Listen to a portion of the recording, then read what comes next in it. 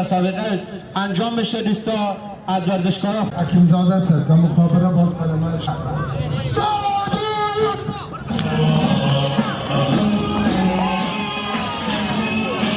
مسابقات ساله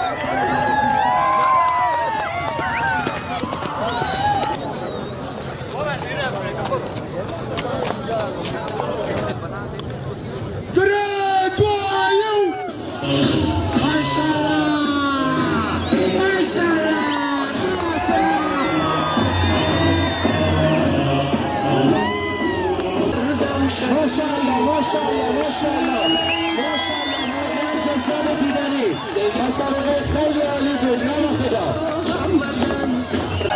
ماشاءالله.